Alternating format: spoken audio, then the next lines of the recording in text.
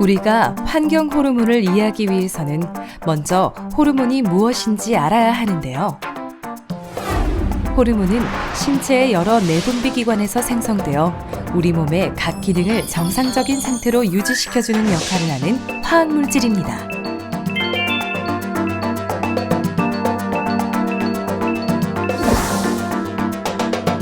호르몬은 신체의 여러 기관에서 분비되며 역할과 종류 또한 다양합니다. 대표적인 기관은 뇌하수체, 갑상선, 부신, 이자, 그리고 여성의 난소와 남성의 정소입니다.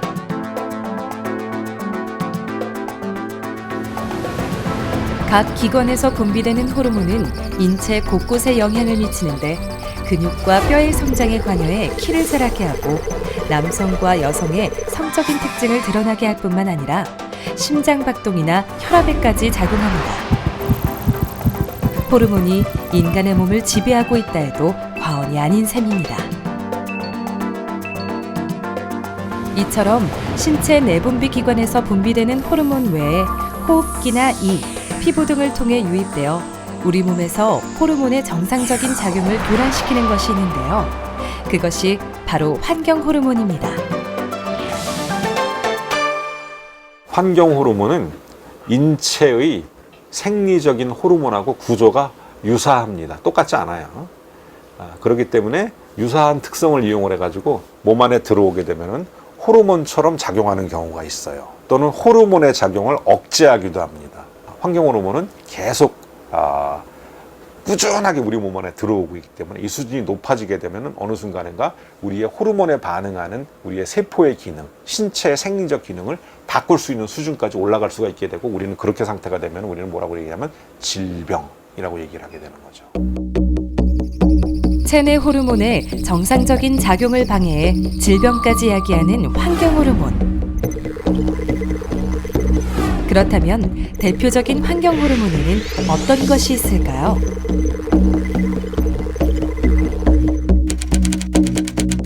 가장 흔한 환경 호르몬 중 하나인 비스페놀 A는 유방암, 전립선암 등 다양한 문제를 유발하고 태아 기간에 노출된 경우 신체적, 신경학적 문제가 유발될 수도 있습니다. 카드뮴에 비교될 정도의 독성을 가지고 있는 프탈레이트는 여러 장기에 부정적인 영향을 미치고 정자수 감소, 난자수 수정률 감소 등 생식 기능의 문제를 유발할 수 있습니다. 대표적인 게 비스페놀 A하고 프탈레이트라고 제가 알고 있는데 이제 그런 것들이 여성 호르몬인 에스트로겐하고 많이 구조적으로 유사하다고 합니다. 비스페놀 A나 프탈레이트에 노출이 되면 이제 에스트로겐 호르몬의 그 작용에 영향을 주게 되니까 여성이면 여성 질환 또는 남성인 경우에는 이제 생식 능력에 어떤 영향을 준다라고 많은 연구 논문들이 보고를 하고 있거든요. 여성들 같은 경우에는 배란이 잘 안 돼서 난임이 되는 경우가 생길 수가 있고 자궁 내막증이라든지 다낭성 난소 증후군이라든지 난임을 유발할 수 있는 기저질환들이 비스페놀 A나 프탈레이트 같은 환경 호르몬과 관련이 많이 있다라고 많은 연구 논문들에서 밝히고 있습니다. 그리고 이제 남성들 같은 경우는 이제 여성 호르몬과 유사한 그런 환경 호르몬에 노출이 되면 이제 실제로 이제 정자 기능에 문제가 생길 가능성이 많고 이게 정자 운동성이 감소한다든지 정자 숫자가 감소한다든지 그리고 이제 여러 가지 성기능의 문제, 이제 뭐 발기부전이라든지 사정지연이라든지 이런 문제가 생겨서 난임으로 진단되는 경우들이 있을 수 있겠습니다. 이처럼 환경 호르몬은 각종 남성, 여성 질환과 난임의 대표적인 원인이 되고 있습니다. 무엇보다 우려스러운 것은 태아 때부터 환경 호르몬의 영향에서 자유롭지 않다는 점입니다. 엄마의 몸에 축적된 것이 태출을 통해 태아에게 전달되는데요. 태아는 신체 조직이 형성되는 시기인 만큼 환경 호르몬의 노출에 매우 취약합니다. 일단 환경 호르몬에 노출되어서 환경 호르몬 영향을 받은 태아에서 제일 잘 생길 수 있는 거는 생식기와 관련된 기형이라든지 생식기의 발달 문제가 생길 수가 있고요.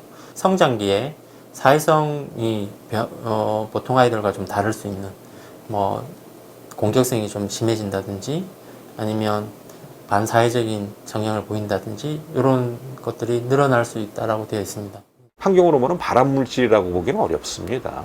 그런데 암 중에서도 호르몬을 생성하거나 호르몬에 반응해서 기능을 하는 그런 장기들이 있죠. 어떤 장기들일까요? 유방, 남성엔 전립선, 또 여성의 갑상선, 난소, 정소 이런 암들의 추이가 최근 몇십 년간 또는 최근 10년간 엄청나게 가파르게 늘어나고 있어요. 원인이 여러 가지가 물론 있습니다.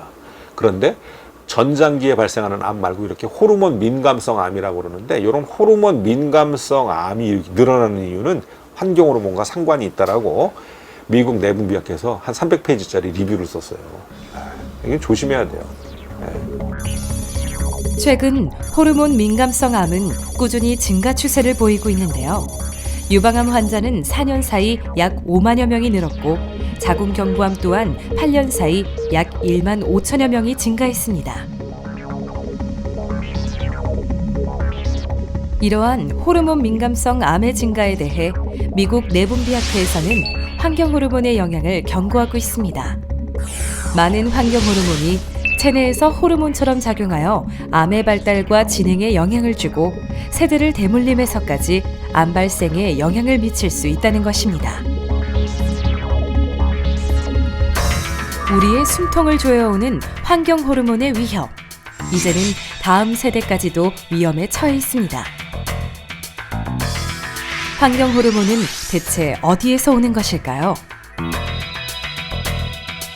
환경 호르몬의 위협에서 빠져나갈 방법은 없는 것일까요?